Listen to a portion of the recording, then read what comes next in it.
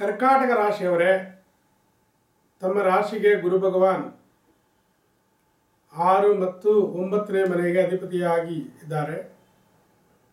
ಅವರು ನಿಮ್ಮ 12ನೇ ಮನೆಯಲ್ಲಿ ಸಂಚಾರ ನೀಡುತ್ತಾರೆ. 12ನೇ ಮನೆಯಲ್ಲಿ ಸಂಚಾರ ಮಾಡಿದಾಗ ಏನಾಗುತ್ತೆ, ಅವರು 6ನೇ ಮನೆಗೆ ಅಧಿಪತಿಯಾಗಿರೋದ್ರಿಂದ ನಿಮಗೆ ಒಳ್ಳೆಯದಾಗುತ್ತೆ. ಆ್ಯಕ್ಚುಲಿ ಋಣದಿಂದ ವಾಸಿ, ಸಾಲಗಳು ತೀರುತ್ತೆ, ರೋಗದಿಂದ ವಾಸಿ ಸಿಗುತ್ತೆ. ಯಾಕೆಂದರೆ ಅವರು 9ನೇ ಮನೆ ಅಂದರೆ ಅದೃಷ್ಟ ಸ್ಥಾನಕ್ಕೂ ಅಧಿಪತಿಯಾಗಿರೋದ್ರಿಂದ ಭಾಳಷ್ಟು ಒಳ್ಳೆಯ ಒಂದು ಅದೃಷ್ಟವಾದ ಒಂದು ಘಟನೆ, ಒಂದು ಅವಕಾಶವನ್ನು ನಿಮಗೆ ನೀಡುತ್ತಾರೆ. 28/5/2013 26/6/2013 ಮೃಗಶಿರ ನಕ್ಷತ್ರದಲ್ಲಿ ಅವರ ಸಂಚಾರ ಇರುವಾಗ ನಿಮಗೆ ಪಂಚಮ ಮತ್ತು ದಶಮ ಸ್ಥಾನಕ್ಕೆ ಅಧಿಪತಿಯಾಗಿರ್ತಕ್ಕಂಥ ಮಂಗಳನ ನಕ್ಷತ್ರದಲ್ಲಿ ಅವರು ಸಂಚಾರ ನೀಡುತ್ತಾರೆ. ಆವಾಗ ನಿಮಗೆ ರಿಲ್ಯಾಕ್ಸೇಷನ್ ಸಿಗುತ್ತೆ, ಮಾನಸಿಕವಾದ ನೆಮ್ಮದಿ ಸಿಗುತ್ತೆ, ಉದ್ಯೋಗ ರೀತಿಯಾಗಿ ಒಳ್ಳೆಯ ಒಂದು ಬೆನಿಫಿಟ್ ಬರುತ್ತೆ, ಒಳ್ಳೆಯ ಒಂದು ಪದವಿಯನ್ನು ಕೊಡ್ತಾನೆ. ಸೊ ಅದೃಷ್ಟವಾದ ಒಂದು ಕೆಲಸ ಕಾರ್ಯಗಳು ನಿಮ್ಮ ಕರಿಯರ್ ಸಂಬಂಧಪಟ್ಟ ರೀತಿಯಲ್ಲಿ ಅನುಕೂಲವಾಗಿ ಆಗುತ್ತೆ.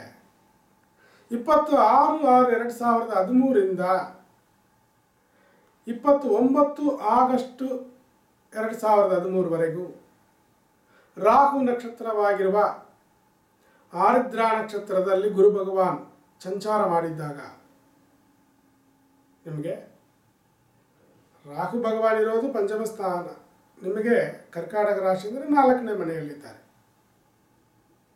4ನೇ ಮನೆಯಲ್ಲಿ ರಾಹು ಭಗವಾನ್ ಇರೋದ್ರಿಂದ, ಶನಿ ಭಗವಾನ್ ಜೊತೆಯಲ್ಲಿರೋದ್ರಿಂದ ಗುರು ಭಗವಾನ್ ನಿಮಗೆ 12ನೇ ಮನೆಯಿಂದ ಆ 4ನೇ ಮನೆಯನ್ನೇ ನೋಡುತ್ತಾರೆ.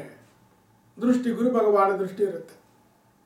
ಆವಾಗ ನಿಮಗೆ ಆಸ್ತಿ, ವಾಹನ, ತಾಯಿ ಇದರಲ್ಲಿ ಇರ್ತಕ್ಕಂಥ ಮಾತೃಸ್ಥಾನ, ಆ ಸ್ಥಾನಕ್ಕೆ ಸಂಬಂಧಪಟ್ಟಿರ್ತಕ್ಕಂಥ ಫಲಗಳೆಲ್ಲ ಒಳ್ಳೆಯದಾಗುತ್ತೆ, ತೊಂದರೆಗಳಿರೋದಿಲ್ಲ. ಪ್ರಾಪರ್ಟಿಯಿಂದ ಬೆನಿಫಿಟ್ಟು, ಲಾಭ, ತಾಯಿ ಕಡೆಯಿಂದ ಆಶೀರ್ವಾದ, ದೇವಿ ಕಡೆಯಿಂದ ಕೃಪಾಕಟಾಕ್ಷ ಇವುಗಳೆಲ್ಲ ನಿಮಗೆ ಸಿಗುತ್ತೆ. ಮತ್ತು ಗುರು ಭಗವಾನ್ ರಾಹು ನಕ್ಷತ್ರದ ಬಿಟ್ಟು 29/8/2013 13 ನವೆಂಬರ್ ಈ ವರ್ಷ, ಈ ಸಮಯದಲ್ಲಿ ಸ್ವಂತ ನಕ್ಷತ್ರವಾಗಿರ್ತಕ್ಕಂಥ ಪುನರ್ವಸುನಲ್ಲಿ ಸಂಚಾರ. ಅವಾಗ ಏನಾಗುತ್ತೆ, ನಿಮ್ಮ ರಾಶಿಯಿಂದ 6ನೇ ಮನೆ ಮತ್ತು 9ನೇ ಮನೆ ಮಾತ್ರ ಬಲವಾಗಿ ಆಪರೇಟ್ ಆಗುತ್ತೆ. ಆವಾಗ ಅದೃಷ್ಟವಾದ ಫಲಗಳು ಸಿಗುತ್ತೆ. ಗುರು ಹಿರಿಯರ ಆಶೀರ್ವಾದ, ಪ್ರಯಾಣ, ಪಿಲ್ಗ್ರಿಮೇಜು ಮತ್ತು ತಂದೆಯವರ ಕಡೆಯಿಂದ ಲಾಭ ಅಥವಾ ಸಹಕಾರ ಇವುಗಳೆಲ್ಲ ಸಿಗುತ್ತೆ. ತಂದೆಯವರ ಆಶೀರ್ವಾದಗಳು ಸಿಗುತ್ತೆ, ಶಿವನ ಕೃಪಾಕಟಾಕ್ಷ ಸಿಗುತ್ತೆ. ಅದೇ ಸಮಯ 6ನೇ ಮನೆ ಅನ್ನುವ ರೋಗ ಸ್ಥಾನವನ್ನು ಆಪರೇಟ್ ಆಗೋದ್ರಿಂದ ಸಾಲ ಸಿಗುತ್ತೆ.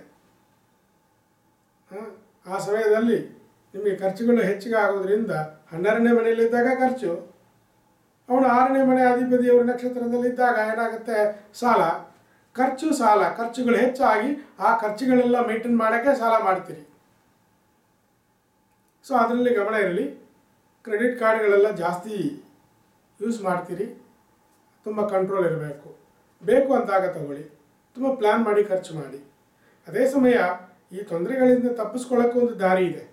9ನೇ ಮನೆಗೆ ಅಧಿಪತಿಯಾಗಿರೋದ್ರಿಂದ ಗುರು ಭಗವಾನ್ ಅದಕ್ಕೆ ಯಾವುದೊಂದು ದಾರಿ ಕೊಟ್ಟು ವರಮಾನವನ್ನು ನಿಮಗೆ ಕೊಡ್ತಾನೆ.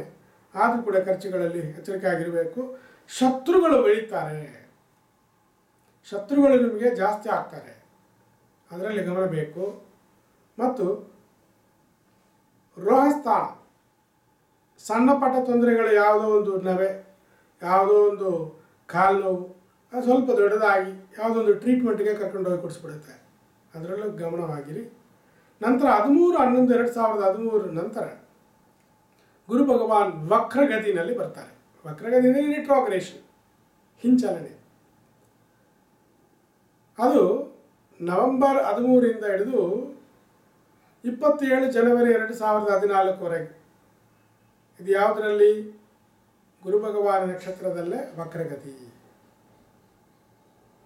ಆವಾಗ ನಿಮಗೆ ರೋಗ ಕಡಿಮೆ ಆಗುತ್ತೆ, ಶತ್ರುಗಳು ಕಡಿಮೆ ಆಗ್ತಾರೆ, ಮತ್ತು ಸಾಲಗಳು ಸ್ವಲ್ಪ ಕಡಿಮೆ ಆಗುತ್ತೆ.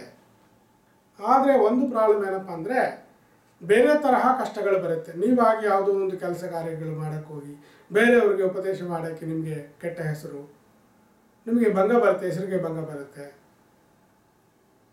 ಮತ್ತು ಸೆಲ್ಫ್ ಮೇಡ್ ಪ್ರಾಬ್ಲಮ್ ಅಂತೀವಿ, ಅಂತಹ ಕೆಲವು ತೊಂದರೆಗಳು ಬರಬಹುದು. ಆಮೇಲೆ ಜನವರಿ 27ರಿಂದ ಹಿಡಿದು 12 ಮಾರ್ಚ್ 2014ವರೆಗೂ ರಾಹು ನಕ್ಷತ್ರದಲ್ಲಿ ಹಿಂಚಲನೆ. ಆವಾಗ ಅನುಕೂಲವಾದ ಫಲಗಳು ನಡೆಯುತ್ತೆ, ಏನು ತೊಂದರೆ ಇಲ್ಲ. ನಿಮಗೆ ಹಿಂಚಲನೆ ಆದಾಗ ಗುರು ಭಗವಾನ್ ಏನು ಮಾಡ್ತಾರೆ, ಆದಷ್ಟು ಒಳ್ಳೆ ಫಲಗಳೆಲ್ಲ ಕೊಡ್ತಾರೆ, ಶುಭ ಫಲಗಳೆಲ್ಲ ಕೊಡ್ತಾರೆ. ದೊಡ್ಡದಾಗಿ ತೊಂದರೆಗಳು ಯಾವುದು ಕೊಡುವುದಿಲ್ಲ. ಆ ಸಮಯ ಅನುಕೂಲವಾಗಿರುತ್ತೆ. ಮತ್ತು ಗುರು ಭಗವಾನ್ ಮುಂದಿಗೆ ಹೋಗುವ ಒಂದು ಡೈರೆಕ್ಟ್ ಮೋಷನ್ಗೆ ಬರ್ತಾರೆ. 12 ಮಾರ್ಚಿಂದ ಹಿಡಿದು 13 ಜೂನ್ 2014ವರೆಗೂ ಡೈರೆಕ್ಟ್ ಮೋಷನ್ನಲ್ಲಿರೋದ್ರಿಂದ ಏನು ಮಾಡ್ತಾರೆ ಅಂದರೆ ಖರ್ಚುಗಳು ಖಂಡಿತ ಆಗಿ ಕೆಲವು ಹೊರದೇಶ ಪ್ರಯಾಣಗಳು ಬರಬಹುದು. ಮತ್ತು ವಿವಾಹ ಶುಭ ಕಾರ್ಯಗಳಿಗೋಸ್ಕರ ನೀವು ಖರ್ಚು ಮಾಡ್ತೀರಿ. ನೀವು ಅಣ್ಣ ತಮ್ಮರಿಗೆ, ಅಕ್ಕ ತಂಗಿಯವರಿಗೆ, ತಾಯಿ ತಂದೆಗೆಲ್ಲ ಖರ್ಚು ಮಾಡ್ತಕ್ಕಂಥ ನಿಮ್ಮ ಡ್ಯೂಟೀಸ್, ಋಣಮಂದ್ರೆ ಡ್ಯೂಟೀಸ್ ಅಂತ ಒಂದು ಅರ್ಥ ಉಂಟು. 6ನೇ ಮನೆಗೆ ಅಧಿಪತಿ ಏನು ಮಾಡ್ತಾನೆ, ನಿಮ್ಮ ಜೀವನದಲ್ಲಿ ಈ ಜನ್ಮದಲ್ಲಿ ಏನೇನೆಲ್ಲ ಡ್ಯೂಟೀಸ್ ಕರ್ತವ್ಯಗಳು ಅಂತ ಇರುತ್ತೋ ಅದೆಲ್ಲ ಸ್ವಲ್ಪ ಖರ್ಚು ಮಾಡಿಸ್ತಾನೆ ಆ ಕಡೆಗೆ. ಸೊ ನೀವು ಸ್ವಲ್ಪ ರಿಲ್ಯಾಕ್ಸ್ ಆಗ್ಬೋದು. Okay, I don't have any regrets ಅಂತ ಆ ಥರ ಒಳ್ಳೆ ಫಲಗಳೆಲ್ಲ ಕೊಡ್ತಾರೆ ಗುರು ಭಗವಾನ್. ಸೊ ಹಾಗಾಗಿ ಈ ಕೆಲವು ವಕ್ರಕಾಲಗಳಲ್ಲಿ ಈ ಗುರು ಭಗವಾನ್ ನಿಮಗೆ ಜನ್ಮ ರಾಶಿಯಲ್ಲಿ ಇರುವಾಗ ಜಾಗ ಖಾಲಿ ಮಾಡಿ ಕೆಲವು ತೊಂದರೆಗಳೆಲ್ಲ ಉಂಟು ಮಾಡ್ತಾನಲ್ಲ, ಅದಕ್ಕೆ ಒಂದು ಪರಿಹಾರ ಇದು, ಒಂದು ಸ್ಪೆಷಲ್ ರೆಮಿಡಿ ಅಂತ ತಿಳ್ಕೊಂಬಿಡಿ. ಗುರು ಭಗವಾನ್ ಹಳದಿ ಬಣ್ಣಕ್ಕೆ ಅಧಿಪತಿ. ಹಳದಿ ಬಣ್ಣದಲ್ಲಿ ಇರ್ತಕ್ಕಂಥ ಹಣ್ಣು, ಈ ಹಣ್ಣನ್ನು ನೀವು ದಾನ ಕೊಡಬೇಕಾಗತ್ತೆ. ನಿಂಬೆ ಹಣ್ಣು ಕೊಡಬಹುದು ದೇವಸ್ಥಾನಕ್ಕೆ, ನಿಂಬೆ ಹಣ್ಣಿನ ಹಾರ ದೇವಸ್ಥಾನಕ್ಕೆ, ಯಾವುದೇ ದೇವಿ ದೇವಸ್ಥಾನಕ್ಕೆ ಕೊಡಿ. ಮತ್ತು ಮಾವಿನನ್ನು ದಾನ ಮಾಡಿ, ಎಳ್ಳೆಣ್ಣೆಯಲ್ಲಿ ದೀಪ ಹಚ್ಚಿ ಶಿವನಿಗೆ ಅಥವಾ ದೇವಿಗೆ ನೀವು ಪ್ರಾರ್ಥನೆ ಮಾಡಿಕೊಳ್ಳಿ. ಇದರಿಂದ ನಿಮಗೆ ಅನುಕೂಲ, ಪರಿಹಾರ ಸಿಕ್ಕುತ್ತೆ. ಶುಭವಾಗಲಿ.